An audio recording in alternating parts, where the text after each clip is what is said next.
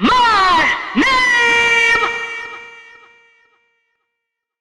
Welcome to the What's My Name show. My name is Chemda, and this is Libby, and we are in my house for what we're calling a reverse What's My Name. Normally, I'm the one interviewing the guest, but in this series, Libby will be interviewing me about my tumor. All right. So, and other stuff. Yeah. Mostly the tumor. Well, Yeah. The tumor's gone now, so. Right, and it's still the star of the show. Yeah. Really just attention seeker. So, as always, we'll pick up where we left off. We recorded yesterday, so at least it's pretty fresh in my mind. And I know that I'm wearing the same outfit, but Me too. I think don't judge for now. Yeah. I don't know what my excuse is, but so to pick up where we left off, first of all, I want to mention the fundraiser link, which, so you just stay quiet during this part. It's youcaring.com/thegirl. You can also check out katg.com/tumor, because that's where we left off. So, okay. Besides that, we talked about, we mostly just talked about the hospital experience yesterday because that was a lot to cover. So we're up to Saturday. You got released, spoiler alert, because we're in your house. So you did. So how did Saturday feel? Oh my God, had the Saturday- cab ride. How did it feel? Fresh air? Well, actually, the cab ride home, I wanted to look outside and be like, I'm free and this is great. But I was like, movement, I'm out of control. This is crazy. Let me look at my phone so I don't think about a lot of things. Did it actually feel rough, like bumps and stuff? Or was it just psychologically it was a lot? No, I think it did have to do with it. I wasn't moving like that at all for an entire week. My system hasn't experienced it. So I feel like every time I do something new like that, there's some sort of response from my body. So you didn't really revel in being out of the hospital? No, I felt like, going over the bridge, I'd be like, yes, this is the moment that I'm going to remember. And, the whole, I'm free. It's no, I just wanted to go home. Yeah. Yeah. So you got home Saturday, you called into my show. And then you had a couple people over Saturday night. It felt like a similar thing to Tumor's Eve, where you were not sure if you were going to feel like having people over or not. And then it ended up happening exactly the same. So the same actually as when you came, I don't remember, but what happened was I was in really good spirits. I was very up. I was like, yeah, I'm really free. This is going to be okay. I don't know why I need to recover for 6 to 8 weeks. I'm laughing with my friends. I'm just like, wait, this is like a show. This is just like Keith and the Girl. Maybe I can go back to work. And then what I wasn't realizing is when you're out of the hospital, I think you have to remember that you're a patient. And I crashed after, and I should have said something earlier. And I forgot that my pain management is not about me feeling comfortable, although it's part of it, but it's about not pushing myself so that my whole body doesn't have to work. Because I'm like, no, I could take the pain, but by the time everybody left, I was like, that was a bad idea. Yeah, you're not supposed to be suffering. That doesn't help your recovery, first of all. It didn't feel like I was suffering. It felt like, super fun. Right. My friends are over, we're cracking up, but the pain sneaks up on you so quickly, and the fatigue just sometimes in a snap, I'm just going to fall asleep. And so then I started kind of panicking about I'm already ruining my recovery. I can't be trusted. It was God. Exactly what I thought. I mean, I didn't go too far in that, but I was like, okay, from now on, it's not that I dictate how much. It's more like I need to set limits even though I don't feel like it. Right. We have a sign between me and my husband, I think I'm starting to feel something, so he can be more aggressive about, shutting me down than I would be. I'm just like, if I start holding things, that might be that I'm in pain without even realizing it. Now you're going to watch me hold things on camera while I'm here. But yeah, you did that all show yesterday. I know. So were you in pain the entire time we were recording? Not at all. But talking bugs me out. Sometimes I could feel a reverb in my just put back together boob. And sometimes my boob just feels funny, especially what did you say right before we started recording? Oh my God. I was like, in my head I go, it feels like my boob feels like somebody removed it and then put it back on. And then I was like, oh, right, somebody did remove it and put it back on. Exactly what happened. Yeah, it feels exactly like that. Last night I was, like my boob has been feeling the weirdest parts of all of this. I don't know if you want to hear about that now. Yeah, go ahead. Like all of a sudden I feel random tinglings, but from way inside. I feel like sharp pains shooting in there. I feel like it's just gonna fall off. That's like sometimes I just hold my boob. Like, don't worry, buddy, I got you. Did they say anything about that? I asked they didn't know.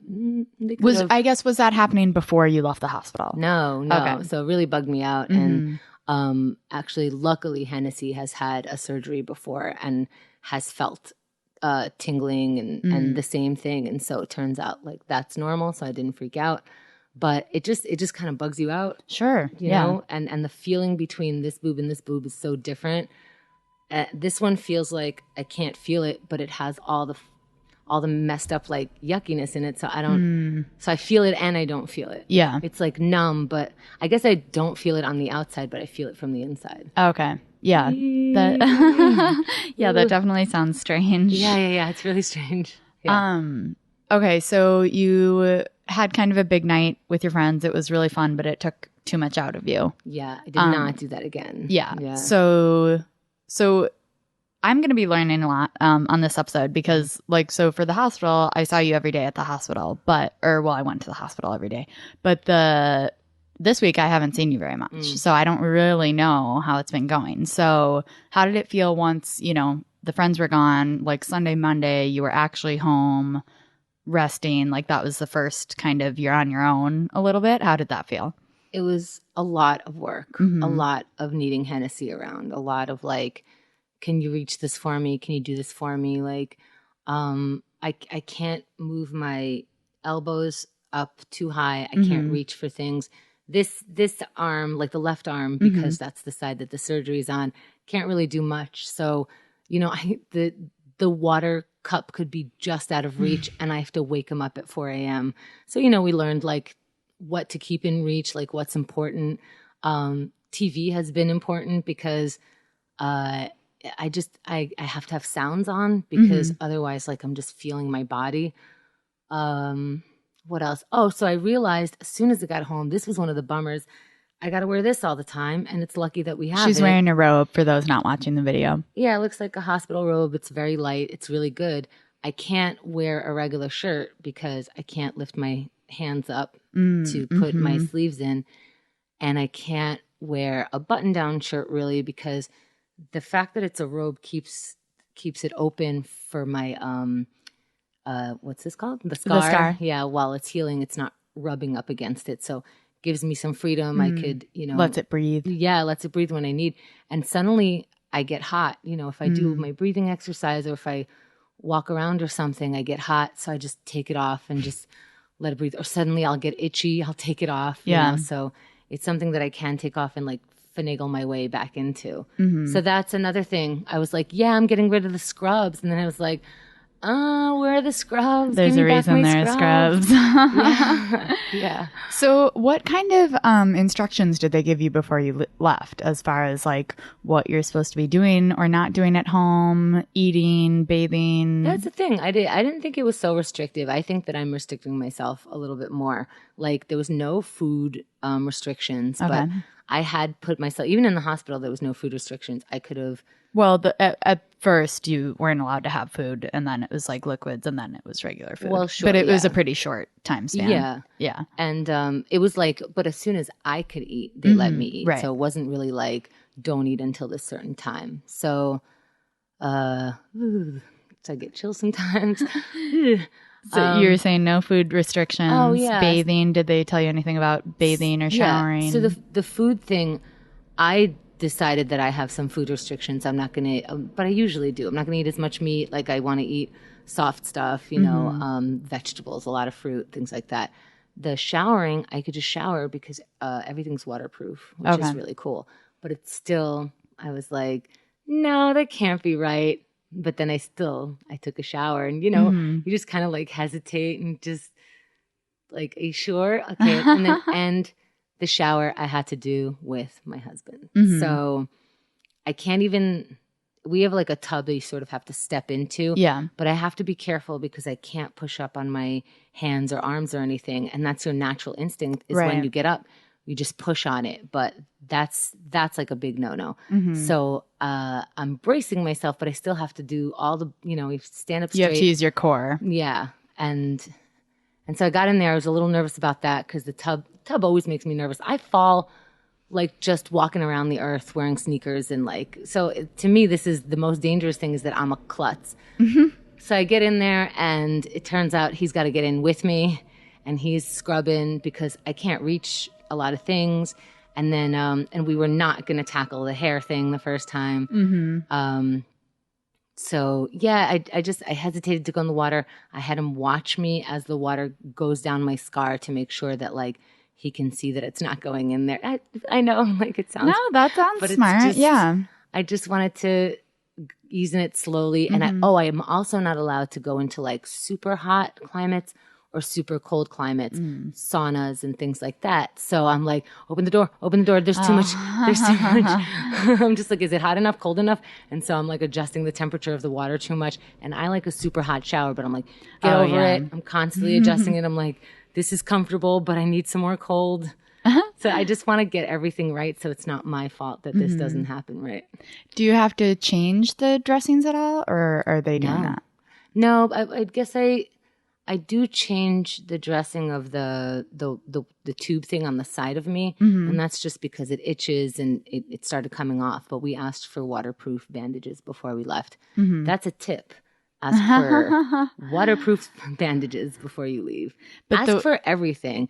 But we asked because they were taking my temperature every day, we asked about that and they just gave us a thermometer. Nice. So, yeah.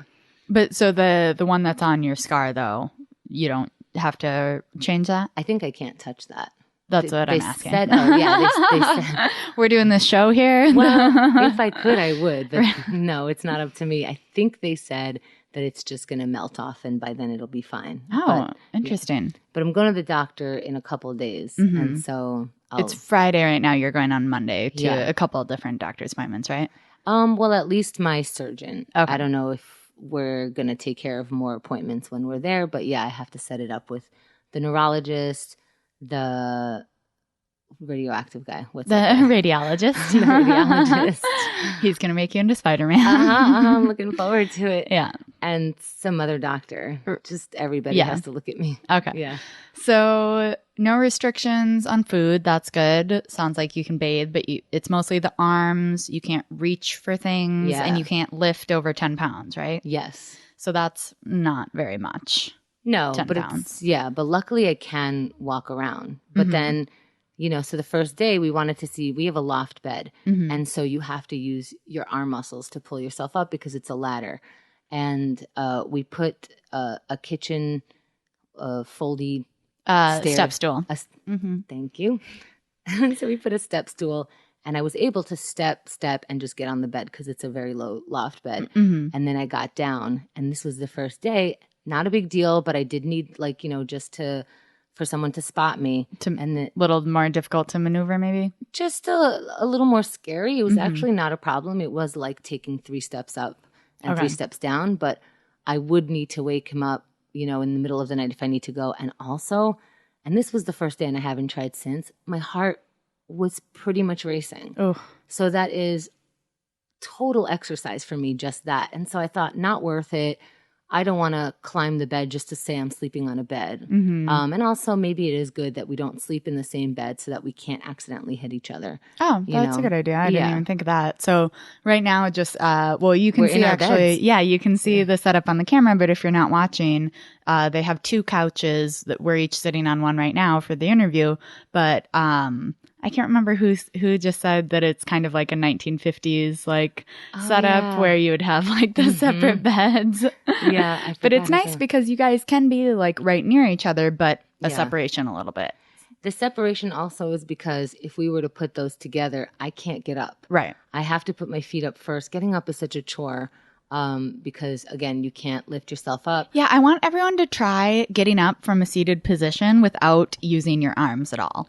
Like you can do it, my but torso can't be. So normally you could just, it's a sit up, but I can't really do sit ups. So I got to get on my side and then try not to push. So right, that's from laying down. I was just saying, even from just sitting, just like standing up, you just instinctually use your arms, and you can't do that. But that's one of the exercises. There are a few exercises that I need to do, and one of them is to just stand up and sit down. Stand up and sit down. Another exercise is they said go down the block, walk down the block. Then the next time you walk, which is another day, walk just a little past that, and then you'll lead up to a mile. At first they said walk around the block and lead up to a mile, and I was like, if I walk around my block in New York, that's a mile. No kidding. To go back to your heart thing for a second, what you were saying going down up and down the stairs was like a lot of exercise. Yeah. And when you were in the hospital still, we walked, I don't remember which day it was, but I think we walked like 3 times up and down the hallway. That was your walk in the hospital. That was my marathon. Yeah. And you were like, you have to feel my heart, because it was like, I mean, it was beating out of your chest. Like, I mean, you know. It feels like that. Yeah. Like it was very, very, it was pounding like you had just run a marathon, but you weren't, you weren't sweating. Right. It wasn't, there was no other signs, but your heart was pounding. Yeah, really, it's like it's not connected to the muscle. It's just my heart. And I think because my heart is in the actual correct spot right now, and that's new to me, I think I'm regularly feeling my heart more. Like if I lay down. That makes a lot of sense. Oh, God. I didn't even think of that. It's so creepy. Because we covered this, I think, just briefly in the last episode, but it was up more near your shoulder. And so it was probably more in a compact place. So it probably wasn't even able to beat at its full rate. And so I now, imagine, again, our. Sure. I mean, this is my guess. But if it's, I mean, everything was getting kind of pushed, around. So. Yeah, it feels more free flowing. But if I lay down and I think about that, and, because it's 2016, we can actually see our heartbeat and how it works. I know what my insides technically look like, so I could feel my heartbeat, and then you could just kind of feel and see it in your mind, and I'm like, stop doing that. It bugs me out so much, because you can kind of feel your heart doing whatever it's supposed to do, and you're like, no, I'm not supposed to feel it. Like, you're not supposed to feel your brain working. Right. You're not supposed to feel your well, it's like liver. when you think of your breathing, and then all of a sudden, like, you're like, you start breathing weird because it's supposed to be automatic, and you start thinking about it. Yeah. Like, I mean, you're not fucking, your heart's going to beat no matter what, but like, yeah, but I could probably race my heart just thinking about it. Yeah. So also you hadn't pooped since you got home from the hospital. You have to get closer to the mic. Sorry. I tried to do it silently, but it's the first time I don't have headphones. Yeah. What did you just ask? Poop. That's right. Okay. So the whole time they're giving me stool softeners because they're ready for it. So like twice a day, I'm getting these like mild stool softeners.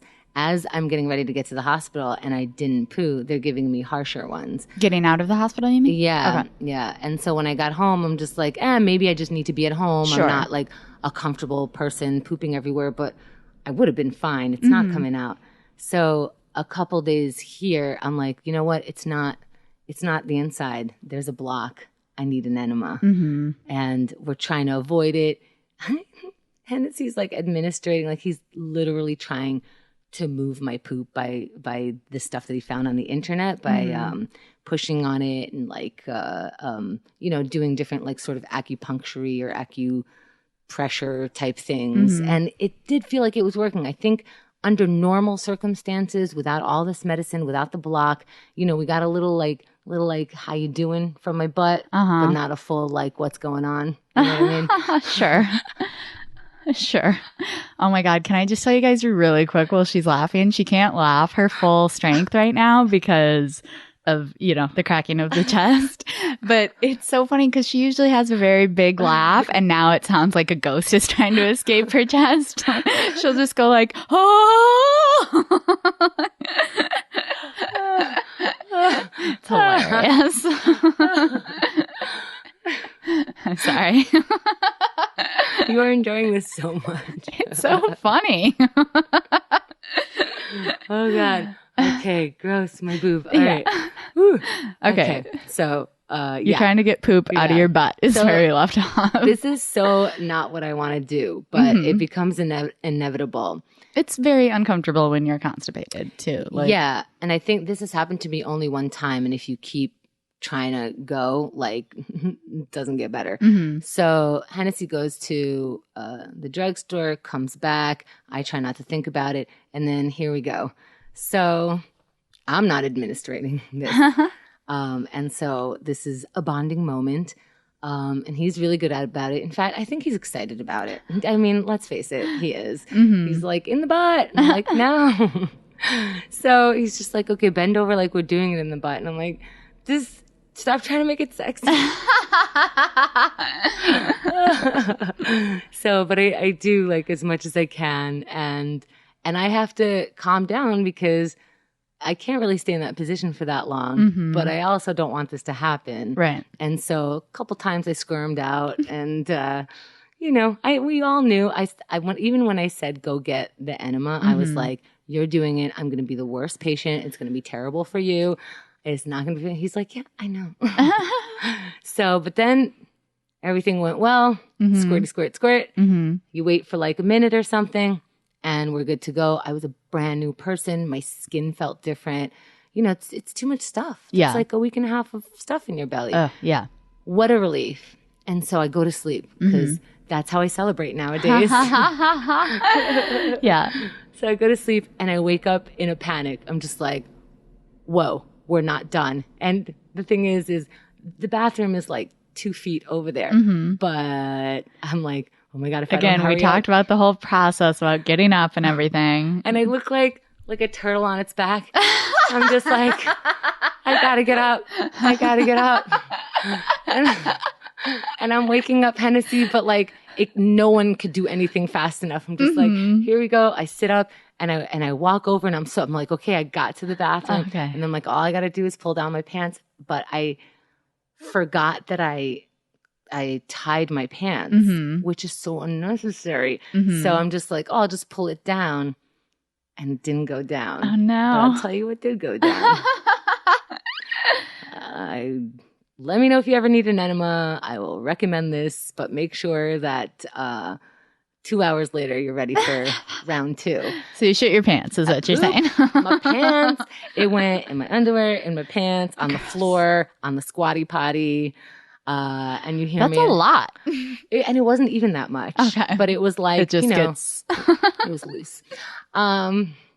And it's not like I'm done pooping, so I could be like, okay, let me just take off my clothes and walk away from it. Hennessy's got to clean it up. It's like, I'm like, Are you just like, okay, bye?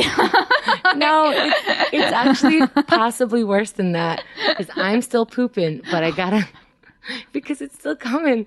So I go, Land, which is our nickname. Land, I pooped my pants. So he comes in, I'm like, I pooped, but I'm still pooping. So he's wiping the floor and taking off my pants and like wiping around me as I'm pooping. And I'm just like, love me That's forever. love, yeah. I don't know. I know we just got married, but hi. Yeah, you got him just in the nick of time. Yeah, he took he's vows. I was ready for this. I knew it. Like he knew at some point or another we would have to clean each other's poops. Sure. And I feel like you should be ready for that when you get married. You thought it might be 40 years down the line? Maybe I was hoping that, but That's we could okay. still laugh at it. It's great. So I pooped my pants. But then you felt a lot better, right? Yeah, but then I was on alert. Like every rumble in my stomach, every like potential fart was like, I gotta get up. I gotta get up. But it's fine now and everything's okay. We're still on stool softeners because we're still on heavy meds. Right, which is what constipates you. Yes. Yeah. Yeah. Okay. So Wednesday, so that was Tuesday. And so eventful. Like I said, I haven't been, I haven't seen you very much. So feel free to, let me know anything I'm missing. Wednesday, I know you got the house call. Which is so hilarious and old timey from an RN.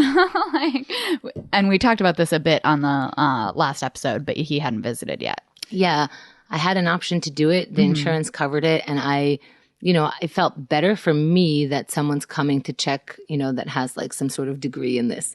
So he did come, and it was lame.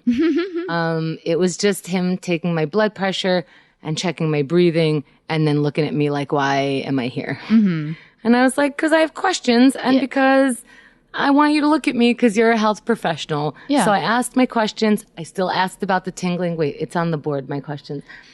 When can I smoke is on the board. Traveling. I legitimately asked him if I could smoke weed. What did he say? Well, here's the thing. It's still illegal. So I can tell when people are okay with it, but I can never get the full okay. Yeah. They always go like, it's weed.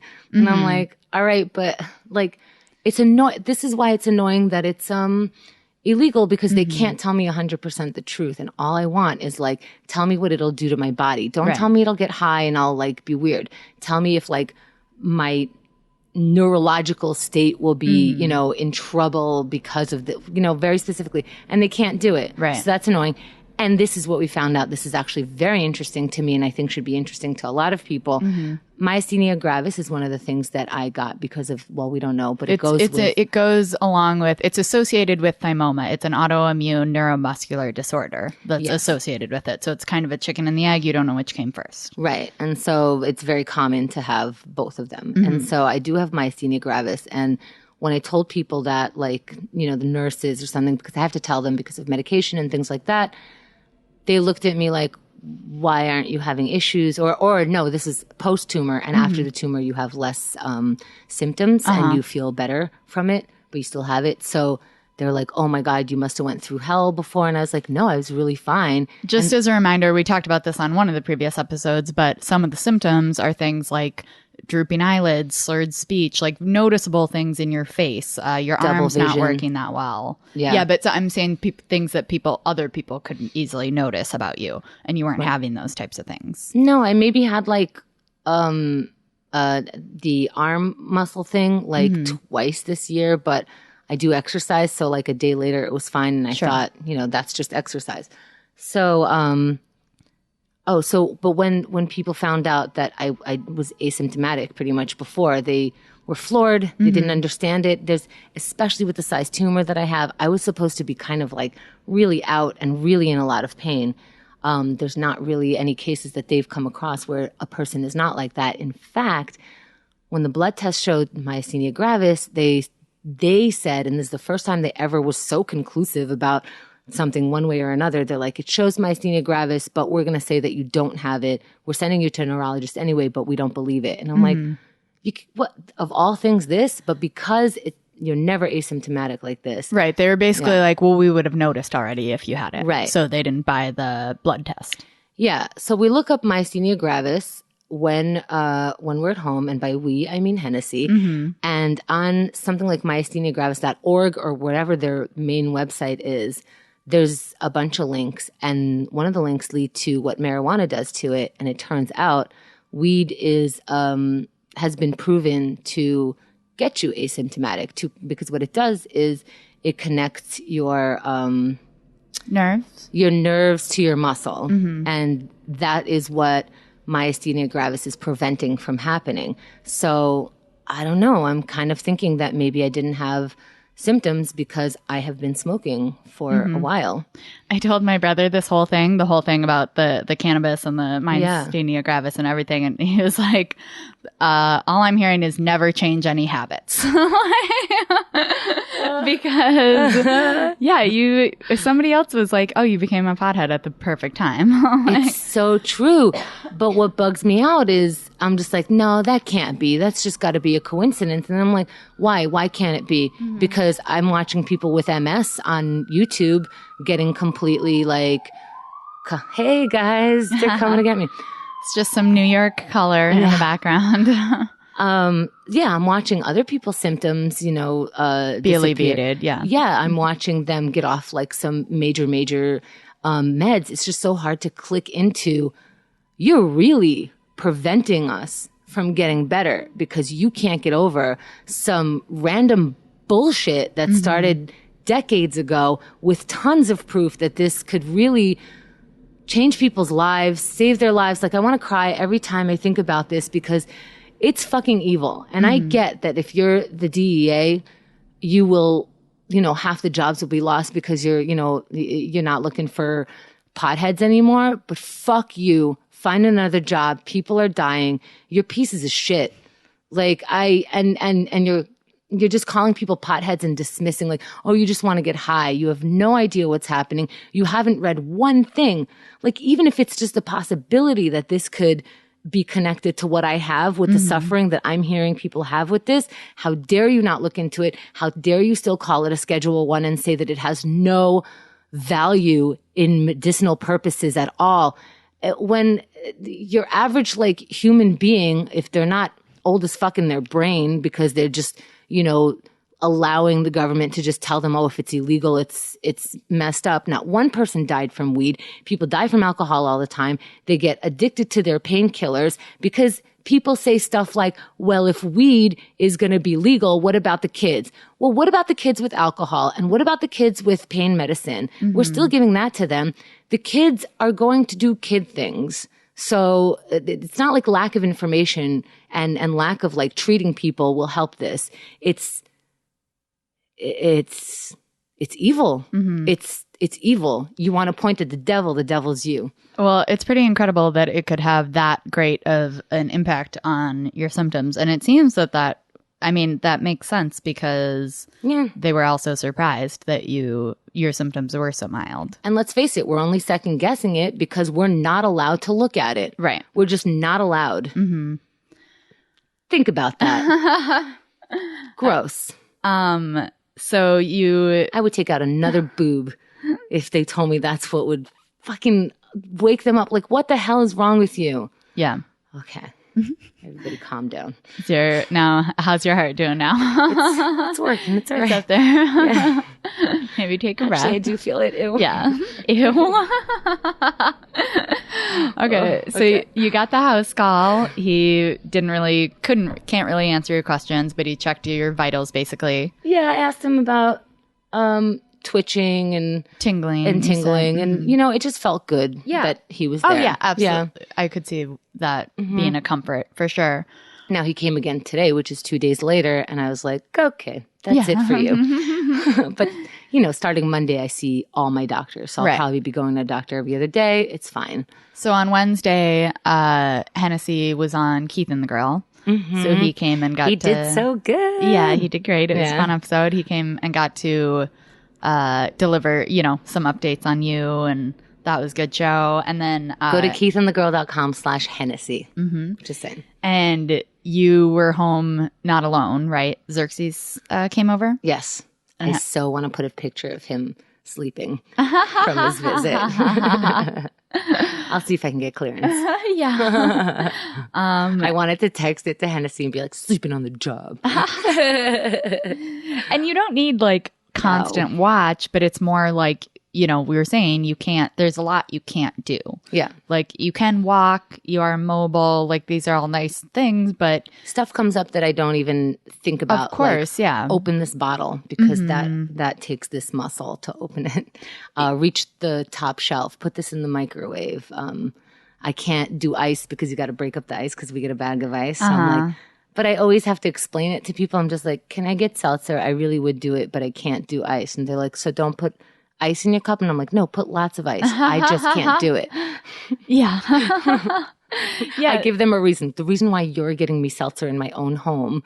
They're like, yeah, we know. No one who is here doing that needs a reason. Like, no one who is like hanging out in your home for any amount of time needs a reason to. You just had your fucking chest cracked open, you maniac. I was telling the nurses why I couldn't do it. I'm like, I need to pee. I would get up on myself, but you guys told me that I need to call you, so I'm calling you. Yeah, we were setting up for the recording and I'm asking how to turn something off, and she's like, well, it's over there, but I can't reach it. I'm like, yeah, I'm not asking you to reach it. I'm asking where it is so I can turn it off. It feels so weird. Like, well, so weird.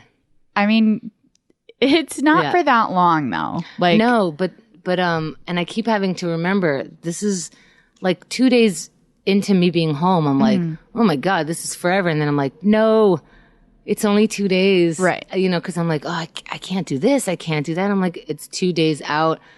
they said 6 to 8 weeks. And then I understood why, because I'm just like, what's the big deal? I'm out of the hospital. I'm walking around. I could do things. Right.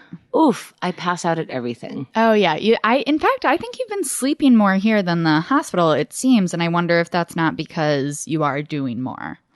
Or maybe I'm wrong. What do you think? I think I've been passing out for a couple weeks. Yeah. That's all I've been doing, watching TV and passing out. And I can't even watch something that I haven't watched before because I still can't focus. I'll just pass out. Yeah, yesterday, are you okay? Yeah. Okay. Thanks. You said ow, I think. Oh, I didn't mean to. Okay.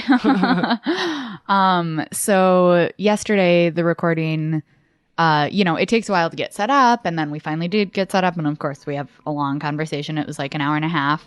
Okay, you're wincing, like your face is in pain. No, I just, I'm uncomfortable. Okay. So I'm always uncomfortable, and then I have to adjust, and adjusting comes with a face. Okay. Do you need to stand up and adjust or anything like that? No, it's just, I'm crippled right now. Okay. So it's just a face of adjustment. Okay. Yeah. No, obviously that's fine, but we could also stop the recording or do whatever needs to be done. No, it could also be that I'm just bugging out because something else happened inside of me that just continues on and on. Yeah. Okay.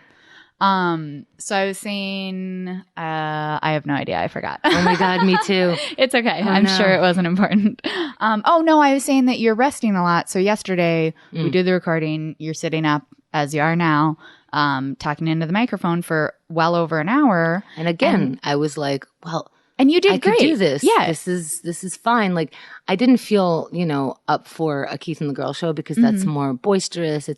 I have to be faster. And so I'm like, but maybe this is like the start of, and then I passed out. The rest of the day. Oh my God. Like more than 12 hours. The second we got done. Yeah. I was just like, all right, I'm just going to take a little nap. No, I woke up maybe to eat and pee and then just went back until this morning. Mm-hmm. Yeah. I can't do that. So this is my day. Mm-hmm.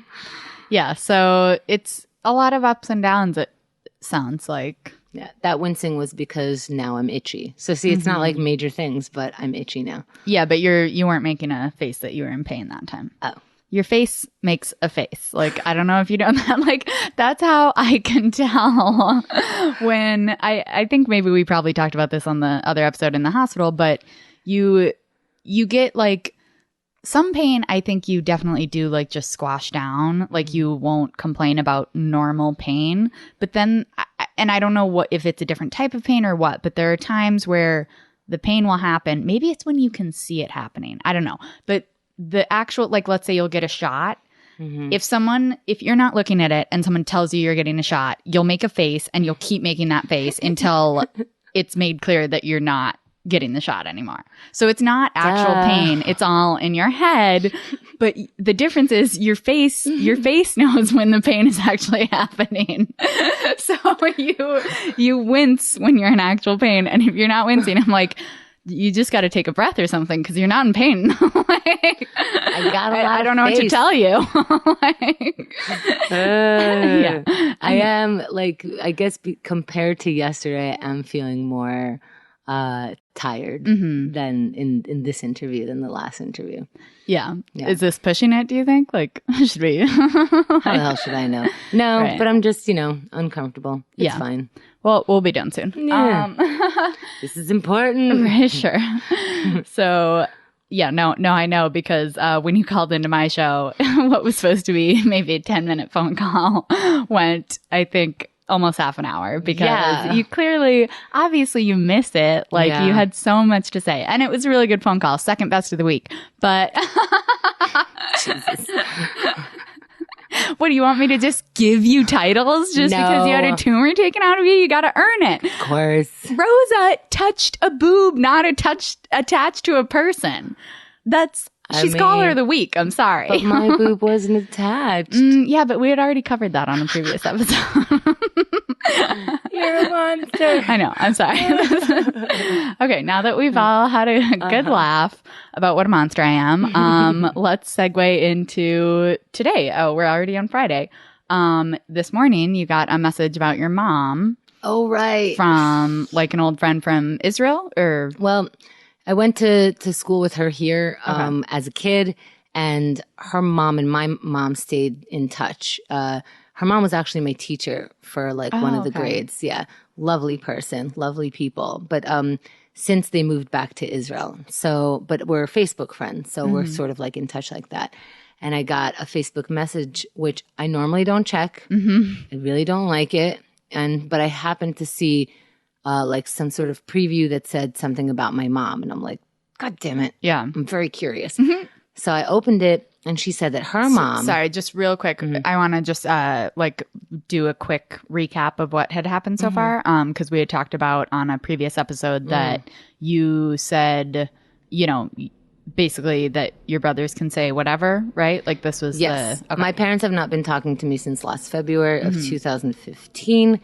That's officially. Before that, we were iffy as well. And recently in the hospital, it's just weird because it's weird to not know what she knows and to still go around their precious little, you know, freak outs. And so I sort of gave my brother permission to just be honest. Like it's fine if she calls me because you're being honest.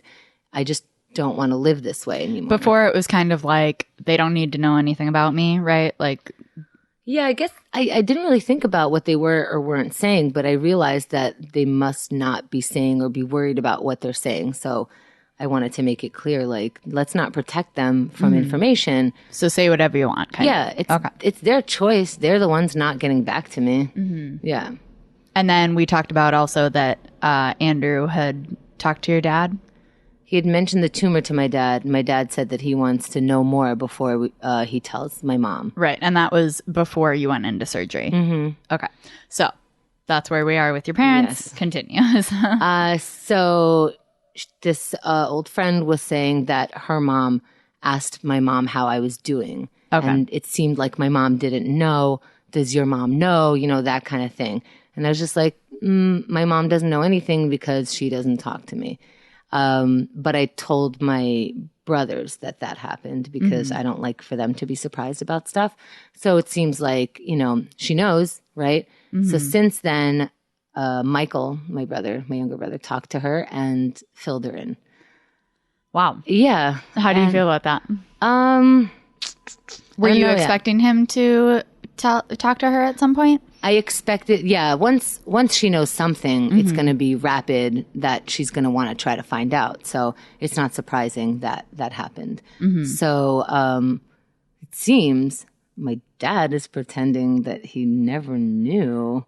That's crazy. Very odd to say out loud. And I'm going to call him out as far as I'm concerned because I really just want to speak the truth. If you're going to call me, you know, if I'm going to pick up, I don't want to keep pretending that we have to live life the way your crazy rules work, because that's how we got here, you know, by going, so-and-so doesn't need to know, this one does need to know, I don't want to know. It's like, you're calling me, you're going to know. You don't want to know? Stop calling me. So we'll see if I pick up. I don't have a phone. That's another thing. Right. Okay. So it just so happens that your phone is broken today. Yeah. You should be getting a new one by tomorrow. But so your mom was asking Michael, you know, how do I get a hold of her? Right. Like, yeah, well, Michael told her that your phone my is phone broken. was broken. Okay. So she asked for Hennessy's number, and I was like, no. All of a sudden, you're interested in who I'm married to? No, you don't get access because now you're in some spot. I was in a spot plenty of times when you decided that this is what crosses you over into like feeling for me a certain way. No. So, and she has my email and like. Has she emailed you? No. Okay. And so you think she's going to call tomorrow? Yeah. Yeah. I think she's going to call incessantly. And have you decided if you're going to pick up? I could see myself picking up, so I guess so. Do you know what I mean? You might not know until the phone rings, do you think? Yeah, I think. How you'll like actually feel? Yeah, but I think that I don't like to have things continue to keep happening at me. Like, my parents are calling. I think that and we'll see, I think that I'm ready to just pick up and be like, what? Yeah. You know, and maybe that's very different from just like 2 weeks ago, but I don't know. I feel like this is just going to feel however it's going to feel until it happens, and then it switches to another thing. How do you think that conversation would go? Like, I imagine she would be like, why didn't you tell us? Yeah, I think it's going to go the way I speak, which doesn't mean that it's going to go on her side the way I speak. So if you want to role play, I'm happy to play my mom. Okay. Or you could play my mom. I don't know. I don't know either side's lines. Well, if she asks me why I didn't call, okay, I am going to say, no, you didn't call. Well, I didn't know. How could I have called? Well, because you weren't in touch with me. That was your choice. And that's why. Well, but this is different. This is life-threatening. How could you not tell me something like this? Of course, a mother wants to know about her daughter when Don't bring up the mother card or the daughter card, because I was your mother the day before I found out my tumor. You're the daughter, yeah, just so you know. Yeah. I'm on meds. It's good we're doing a dry run of this. Yep. Could have messed that up big time. And I might have had to speak in Hebrew, so you never know. Shit. Yeah. I really can't continue this scene if you're going to speak in Hebrew. Lamala. Yeah, so I think that's just what I'm going to say. You can't just decide like when you care and when you don't care. A mother needs to know about tumors. You stopped talking to me a week before my wedding, like officially. Oh, so a mother doesn't need to know about her daughter's wedding, you know? And like it always comes up like only daughter. Who cares what I have between my legs? I'm one of 3 of your children. Yeah. You should probably care the same. And if you don't, just keep that shit to yourself until we ask, because I don't care. Yeah. All right, well, stay tuned for that. You're talking to me, right? I mean, all of us. I don't think you know what's going to happen next either. So I'm staying tuned for sure. I'm hooked. Yeah, getting my cell phone. Okay, so I think that pretty much covers your, kind of home so far. It's only been not even a full week. Yeah, let's see. I pooped myself. My mom wants to call me. You're sleeping on the couch. Eating regularly. Yep. Lasagna. Mateo made me lasagna. I had a piece. It was so good. And Xerxes' wife made me chicken cutlet parm, which we're gonna eat after this. Oh my god, we had already planned it. So good. And I got like when I came home, Dan Abrams had what? I'm messing things up, but there were flowers waiting for me. People have been very nice. A lot of people have been very nice. Yeah. We don't have to call out every single person. I was just kind of Abraham, sorry. Yeah. Just kind of giving a rundown of how it's been in the home life. Hennessy, we might have mentioned this on the last one, but it has set up some charts for you so you can keep track of like when you've done your breathing exercises, when you've walked, when you've taken medication. There's a poop one. Oh, I didn't see the poop one. Yep. All right. I'm keeping track. So far, yes. So then the next thing, Monday, you'll have some doctor's appointments. So you were saying you have to meet with a neurologist, a radiologist, and your surgeons. Yeah, I have the appointment for the surgeon, so I might get the appointments for the other stuff while I'm there. Right. So those will, and we kind of touched on this, but the neurological, the myasthenia gravis. Yeah. Did I say that right? Okay. Yeah. That needs to be checked on. That's for the rest of your life. Yes. And this actually, I will have to forever go to this doctor. They said especially the first 2 to 3 years I'll be going a lot. Okay. And they'll be checking a lot. And then after that, it kind of eases up. But not for me. I'm going as often as they let me. Yeah. Check it. Because instead of letting it grow, right. Yeah. And then, but the radiation will help with that also. Like it's supposed to help prevent growth. I mean, that's the whole point of why you're doing it. So, right. And to get rid of any little cells that might be left over. Right, that they can't see. Yeah. Yeah. So that's what's coming up next. And on that note, exciting. You just piped down during this part. Oh, no. On that note, let me out. I'm a turtle. All of that is very costly, as you might imagine. And Chemda, everyone, the reason she has so much love and support is because she supports and loves everyone that she comes in contact with. You should have thought of badass. She terrible human being. does nothing but spread joy and love to everyone around her. So if you can, please, please, please donate. You can donate at youcaring.com/thegirl. We'll put a link in this description. You can also just share the fundraiser. I totally understand that not everyone is in a position to give, but just letting as many people know about it as possible will help a lot. And then also, you know, you can give like $5. If everyone gives $5, that's amazing. So please share that, spread the word. Also, Chemda's life work is the podcast Keith and the Girl. You've been doing it for how long now? 11 and a half years. 11 and a half years. Incredible. That one of the pioneers of podcasting. I can be one of the first podcasters because I'm 600 years old. Exactly. So I was around.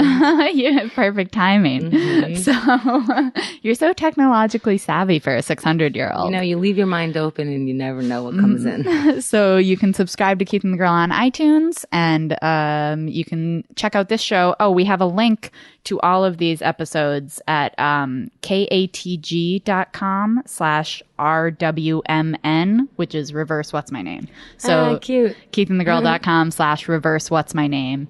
So you can find all of these episodes in one place, and you can share that if you're interested. And I think that's it for this week. Can I shout out to the podcast called Laughing with Cancer, who shouted me out? Yes. As a survivor. See, I don't know if this is officially a survivor of cancer, but thymoma could be a cancer.